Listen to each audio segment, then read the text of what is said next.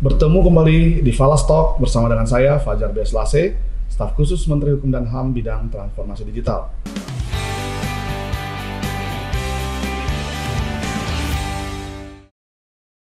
Bersama dengan kita sudah hadir Kakanwil Sulawesi Utara, Bapak Ronald Lumbun.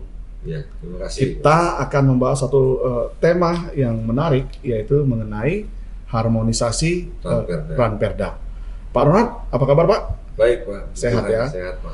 Pak Ronald, silakan memperkenalkan diri kepada sahabat Falas. Baik, terima kasih. Selamat pagi sahabat Falas. Perkenalkan, saya Ronald Lumbun, Kepala Kantor Wilayah pada Kementerian Hukum dan HAM Sulawesi Utara. Terima kasih Pak Fajar sudah diundang untuk kedua kalinya hadir di Fajar Falas Talk ulangi. Maaf Pak Falas Talk, terima kasih Pak. Baik, terima kasih Pak Ronald. Pak Ronald, Ya. Kementerian Hukum dan HAM ini adalah kementerian yang sangat strategis. Selain kita menjalankan fungsi penegakan hukum, pelayanan hukum, kita juga menjalankan fungsi kita sebagai pembentuk hukum, ya, pembentukan hukum. Dan di daerah, peran Kementerian Hukum dan HAM ini melalui divisi, salah satu divisi di kantor wilayah yaitu divisi Yankum, juga melakukan harmonisasi Raperda sesuai dengan amanat undang-undang Pak ya. Nah, Bapak bisa ceritakan terkait tugas dari Kementerian Hukum dan HAM mengenai Raperda ini Pak? Baik, makasih Pak Fajar. Yang pertama-tama perlu kita ketahui dulu bahwa ada 5 tahapan proses pembuatan sebuah undang-undang, peraturan perundang-undang. Ya. Yang pertama perencanaan Pak, yang kemudian yang kedua adalah penyusunan, yang ketiga pembahasan, keempat pengesahan, dan yang kelima adalah pengundangan Pak. Nah, dari kelima tahapan ini proses harmonisasi ini ada dalam tahapan yang kedua Pak, yaitu tahapan penyusunan. Setelah penyusunan itu terdapat dalam satu proses namanya rapat harmonisasi yang dilaksanakan oleh para tenaga perancang kita, mulai dari pertama sampai dengan media yang ada di setiap kantor wilayah. Hal ini memang relatif baru, yaitu melalui Undang-Undang Nomor 15 Tahun 2019 tentang perubahan terhadap Undang-Undang Nomor 12 Tahun 2011. Itu yang tadinya dilaksanakan oleh Biro Hukum masing-masing pemerintah kabupaten kota dan provinsi bagi inisiatif yang diajukan oleh pemerintah dan Perda yang diajukan oleh DPRD. Kemudian dengan adanya Undang-Undang Nomor 15 Tahun 2019, maka itu dialihkan menjadi kepada sebuah institusi yang membawahi peraturan undang-undang nomenklatur seperti itu. Sementara selama Badan Regulasi Nasional belum terbentuk, begitu kira-kira Pak Fajar. Nah, kemudian ditafsirkan itu sebagai kewenangan dari kantor wilayah. Kepanjangan tangan Kementerian sebagai kepanjangan tangan dari Kementerian Hukum dan HAM Republik Indonesia yang ada di wilayah Pak. Demikian. Dan kemudian ditambah lagi sekarang perubahan keduanya di Undang-Undang Nomor 13 Tahun 2022, kewenangan kantor wilayah diperluas lagi Pak. Tidak hanya melakukan harmonisasi rancangan peraturan daerah yang diajukan oleh pemerintah, yang inisiatif pemerintah, tetapi juga yang merupakan Raperda yang merupakan inisiatif dari DPR. Itu juga diharmonisasikan oleh kantor wilayah Kementerian dan HAM, ditambah lagi dengan rancangan kepala daerah. Peraturan kepala daerah. Iya, peraturan kepala daerah. Rancangan peraturan kepala daerah itu juga diharmonisasikan oleh kantor wilayah. Itu kira-kira Pak Fajar. Menarik ini sebenarnya karena menarik. Karena pada waktu perubahan pertama, ya 12-11 itu ke 15-19, itu kan hanya Raperda dari pemerintah. Dan keputusan kepala daerah. Belum Pak. Malah belum. Belum. Tetapi karena ternyata banyak sekali permintaan, termasuk keputusan kepala daerah, termasuk inisiatif dari Dewan, diharmonisasi di daerah. Betul. Maka akhirnya di perubahan kedua sekaligus saja seluruh produk peraturan daerah yang ada di sana di daerah itu diharmonisasi oleh baik Kementerian Hukum dan HAM. Baik yang DPR pemerintah, DPRD maupun rancangan peraturan kepala daerah semua itu diharmonisasikan melalui Kementerian Hukum dan HAM. Jadi memang semakin lama semakin besar ini Pak tanggung jawab ya kepada Kanwil Kementerian Hukum dan HAM. Ya, mengenai harmonisasi ini Pak, tentunya sebuah bukan hanya kewenangan sebenarnya, tetapi ada misi besar pemerintah supaya hierarki perundang-undangan itu, termasuk peraturan-peraturan yang dibuat di daerah itu linear dengan peraturan-peraturan yang ada di pusat. Memang selama ini ada fenomena seperti itu Pak. Pada waktu harmonisasi belum dilakukan oleh perancang-perancang dari Kementerian Hukum dan HAM. Iya. Kalau ketika pengalaman saya sebagai seorang Kepala Divisi Hukum dan HAM, memang ketika melakukan rapat harmonisasi, seorang perancang itu di samping harus menguasai teknis penulisan, ya, dan juga harus menguasai substansi atau isu dari rancangan peraturan daerah yang akan diharmonisasikan supaya tidak bertentangan. Dan memang ada beberapa hal dalam beberapa kesempatan yang saya temukan seperti yang Pak Fajar maksudkan, ada bertentangan. Disitulah peran para perancang untuk memberi masukan kepada Biro Hukum kalau tingkat provinsi maupun para bagian hukum kalau di tingkat kabupaten kota. Dan sekarang bahkan kalau bicara inisiatif DPRD dengan Setwan ya Pak ya, dengan Setwan sebelum masuk ke tahap pembahasan. Mungkin itu Pak, memang ada beberapa hal yang ditemukan. Ya.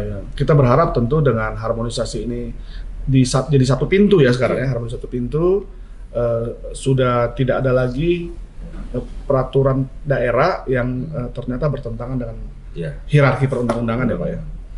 Namun demikian Pak Fajar perlu sampaikan juga persepsi pengalaman kami ketika bertugas sebagai Kepala Divisi Hukum dan HAM di DKI Jakarta. Ada suatu ranperda kawasan tanpa rokok atau KTR, ya ranperda, karena dimuat salah satu media online nasional yang cukup besar, dan kemudian masyarakat langsung menghubungi saya ketika itu melalui Humas Kanwil dan mempertanyakan apakah betul Kantor Wilayah Kementerian Hukum dan HAM DKI Jakarta telah mengesahkan peraturan daerah DKI Jakarta tentang kawasan tanpa rokok. Gitu. Nah, hal itu kalau bagi saya pribadi menunjukkan bahwa belum adanya pemahaman yang secara paripurna di masyarakat bahwa mengenai kewenangan dari kantor wilayah itu sendiri, bahwa pengesahan itu bukan di kita hanya mengharmonisasi. Setelah harmonisasi di tingkat penyusunan yang tadi saya katakan ada 5 tahapan, lalu keluarlah surat selesainya harmonisasi oleh seorang kepala kantor wilayah, sudah selesai. Setelah itu tahapan bolanya ada di Biro Hukum, kalau di tingkat provinsi, dan kemudian akan dibahas bersama-sama di DPRD Pak. Ya, antara Dewan dengan pemerintah. Itu juga perlu pemahaman yang mungkin lebih mendalam oleh masyarakat, lebih luas. Sempat ramai juga ketika itu.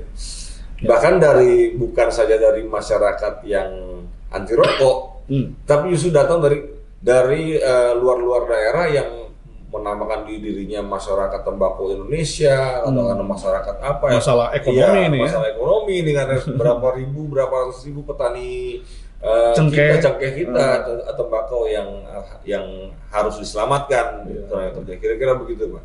Baik. Tentu akhirnya kita menyadari kita perlu melakukan sosialisasi juga tentang kewenangan harmonisasi itu. Ada di tahapan kita, tetapi setelah itu tidak, ya Pak ya. Baik, Pak Ronald.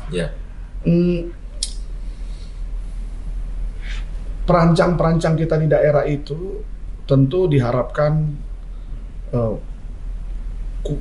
kuantitasnya cukup, termasuk kualitasnya juga teruji.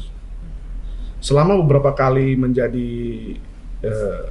kepala divisi Pak, sekarang nih sudah jadi kepala kantor, sudah besar tanggung jawabnya. Tapi waktu menjadi kepala divisi, Pak, Iya. itu perancang kita mampu, Pak, untuk bisa menjalankan tugasnya. Dalam arti kuantitas dan kualitas ya. Iya. Jadi kalau mengenai kuantitas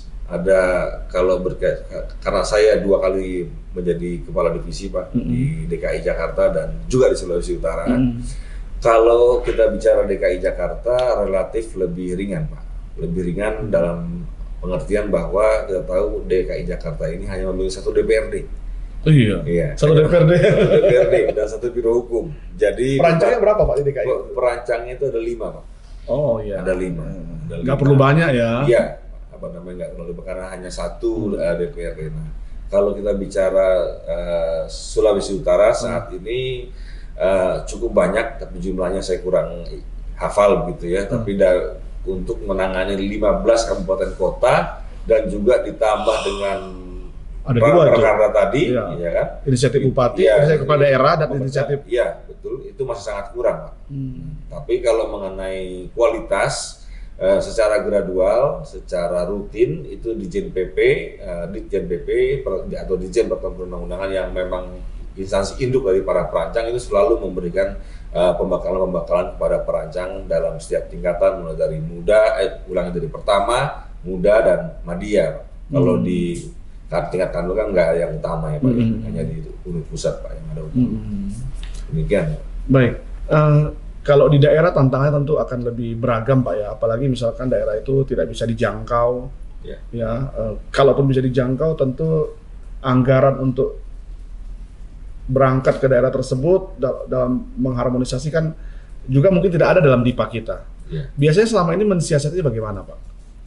Sifat perancangan itu apakah harus hadir ke sana atau justru dewannya yang datang? Karena kan kadang dewan pengen juga datang ke pusat pemerintahan ya, di ibu kota masing-masing daerah ya.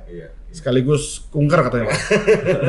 Iya, biasanya begitu, Pak Fajar. Memang either kita mendapat undangan dari mereka, ya, atau mereka yang datang ke kantor wilayah kita, ke kantor kami, ke kantor wilayah untuk melakukan rapat harmonisasi. Tapi lebih sering mereka yang datang ke kantor wilayah untuk melakukan rapat harmonisasi di kantor wilayah. Tapi tidak bisa 1 kali selesai itu kan? Nggak bisa 1 kali selesai. Minimal ya, tapi diupayakan 2 kali maksimal, Pak. Atau karena fenomena sekarang kita bisa rapat melalui Zoom, hybrid sekarang? Itu salah satunya, Pak. Tapi yang keduanya adalah baik di wilayah-wilayah, di hampir di seluruh wilayah sekarang mereka memiliki aplikasi-aplikasi e-harmony. Kalau di Jakarta namanya SIKIB Harmony, ya. Kalau di Sulawesi Utara itu Harmonjo. Jadi sesuai dengan kearifan lokal yang ada di masing-masing wilayah. Dan juga saya dengar di Lampung juga sudah memiliki itu, dan itu justru sangat bermanfaat, Pak. Jadi ketika mereka mulai dari mengajukan surat permohonan, itu mereka tidak perlu lagi datang ke kantor wilayah terlebih dahulu menyerahkan berkas secara manual, tapi mereka cukup melalui dari kantornya. Sudah digital, Pak, ya? Sudah digital, diupload, dan nanti ketika mereka datang ke kantor cukup sekali untuk membahas, sudah dibahas juga dipaparkan oleh para perancang yang mana yang salah. Hal-hal yang demikian sudah banyak mulai diinisiasi oleh kantor wilayah, Pak. Bagus sekali, Pak. Jadi setiap perubahan itu terrekord ya. Nah, mengenai keaktifan wilayah, kalau kita dengar dari para kepala divisi pelayanan hukum, kadang-kadang ada wilayah yang tidak punya produk perda, Pak. Itu seperti apa ya, Pak Ronald ya? Jadi iya, Pak, memang ada fenomena demikian di beberapa daerah. Oleh karenanya Direktorat Jenderal Peraturan Perundang-undangan membuat suatu kebijakan yang namanya sistem zonasi, Pak. Zonasi kepada para perancang. Karena kalau untuk mencampuri kenapa daerah itu tidak ada mengeluarkan perda, ya itu kan di luar kewenangan kita, Pak. Tapi yang menjadi concern kita adalah bagaimana kita tetap membina kualitas para perancang kita. Jangan sampai nanti kualitas para perancang kita menjadi tumpul kemampuannya karena tidak pernah melakukan harmonisasi. Nah, sehingga oleh karenanya dilakukan zonasi, dan itu terus secara, kalau saya tidak salah ingat, setahun sekali itu atau 2 tahun sekali diputar, dirotasi, dirotasi oleh, jangan hanya di situ terus ya. Nah, dan kemudian itu setelah mendapatkan persetujuan dari pihak Dirjen PP selaku instansi pelindungnya. Memang agak aneh kalau sebuah daerah tidak ada produk Perda, karena setahu saya ya, pengesahan APBD itu kan melalui Perda. Harusnya. Jadi apa landasan hukum mereka menggunakan anggaran kalau tidak disahkan oleh Perda? Iya. Begitu ya Pak ya? Paling tidak begitu. Iya. Termasuk laporan pertanggungjawaban kan? Pertanggungjawaban itu sama seperti kalau kita bicara di tingkat nasional, APBN kan undang-undang. Iya kan? Ini kan kalau APBD ya berarti di tingkat Perda. Pak. Ya. Betul sih, betul.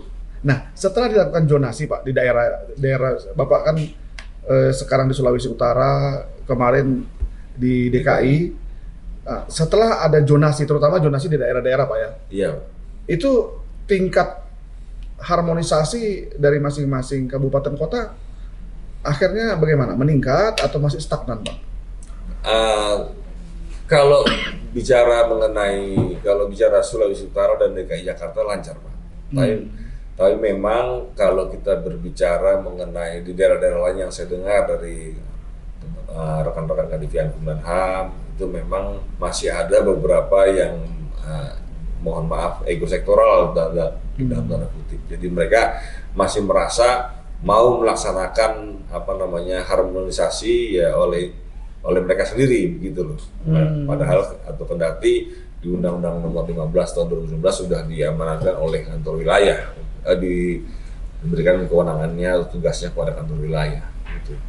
Jadi ya, tapi itu Pak tidak terlepas dari peran seorang kepala divisi pelayanan hukum dan HAM, dan juga tentunya dibantu oleh seorang kabid hukum. Ya, kabid hukumnya juga harus kredibel, harus bisa menopang kepala divisinya, dan juga para perancangnya yang harus membina terus dengan hubungan baik dengan biro hukum maupun dengan bagian-bagian hukum yang ada di kabupaten kota maupun provinsi Pak.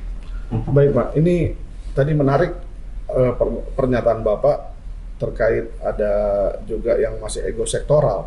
Berarti ada konsekuensi sebenarnya, ada dampak yang muncul bila ternyata daerah tersebut tidak melakukan harmonisasi ke Kementerian Hukum dan HAM Pak.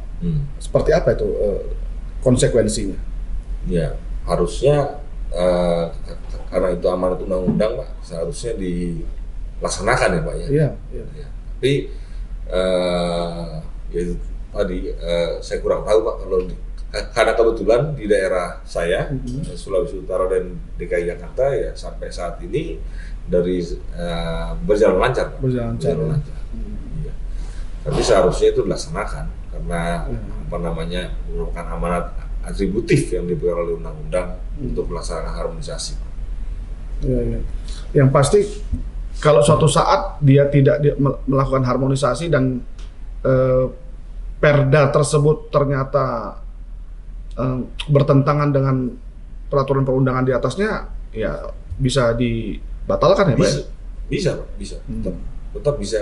Karena kan tadi saya sudah katakan Pak Fajar bahwa harmonisasi ini hanya merupakan satu bagian elemen dari tahapan pembentukan perundang-undangan, yaitu penyusunan Pak. Setelah itu di antara pemerintah daerah dengan DPR. Iya. Oke Pak, menarik sekali apa yang Bapak sampaikan. Mungkin Bapak pernah punya kisah ya, pengalaman waktu melakukan harmonisasi dengan para anggota Dewan DPRD baik di kabupaten kota maupun di provinsi. Seperti apa ini Pak? Mungkin dalam arti begini, kan beda nih perancang dengan anggota DPRD. Nah, tingkat pemahaman atau kualifikasi mereka dalam memahami tahapan pembentukan peraturan perundang-undangan bagaimana itu Pak? Iya, biasanya ya memang betul sekali Pak Fajar tadi katakan bahwa tingkat pemahamannya berbeda-beda. Tapi pada praktiknya biasanya para anggota dewan itu yang terhormat didampingi oleh bagian-bagian hukum Biro Hukum Daerah ya. Biro Hukum Daerah, mereka selalu didampingi. Jadi dan mereka pun menyadari bahwa tahapan harmonisasi ini hanya sebagian kecil dari pembentukan suatu perundang-undangan. Masih ada tahapan-tahapan berikutnya yang memang mutlak merupakan kewenangan dari beliau-beliau, yaitu di pembahasan itu. Di pembahasan itu bisa bolak-balik tuh Pak, ya kan, pembahasan itu. Mungkin Pak Fajar juga sangat paham mengenai hal itu kan, bisa bolak-balik sehingga mereka bisa paham Pak mengenai itu dan didampingi oleh para staf dari bagian dan biro hukum. Biro hukum ya. Iya. Baik. Jadi sepanjang ini nggak ada masalah ya tentang so far nggak ada masalah. Baik, apa harapan Bapak kepada para perancang kita di daerah untuk bisa menjaga kualitas dari Perda maupun keputusan kepala daerah, baik itu inisiatif kepala daerah maupun inisiatif dari Dewan? Ya tentunya tetap menguasai baik secara teknis penulisan para perancang dan juga secara substansi dari peraturan perundang-undangan tersebut yang akan dibahas, sehingga dengan menguasai kedua hal tersebut kualitas dari hasil dari pengharmonisasian yang dilakukan oleh kantor wilayah dalam hal ini para perancang bisa tetap kredibel dan dipercaya, sehingga harapan saya ketika orang atau bagian pemerintah maupun DPRD ketika mendengar bahwa Ranperda ini sudah diharmonisasikan oleh kantor wilayah Kementerian Hukum dan HAM, sudah masuk barang itu. Jadi sah, jadi mereka tidak diragukan lagi. Itu harapan saya. Jadi kredibilitasnya tidak diragukan lagi. Masuk barang itu ya? Masuk barang itu Pak. Harapan saya itu Pak. Baik, terima kasih Pak Ronald. Terima kasih kembali untuk pembahasan tentang harmonisasi Raperda hari ini. Sahabat Falas, kita hidup di Indonesia ataupun di mana kita hidup, kita diatur oleh peraturan perundang-undangan, baik itu di tingkat pusat maupun di daerah.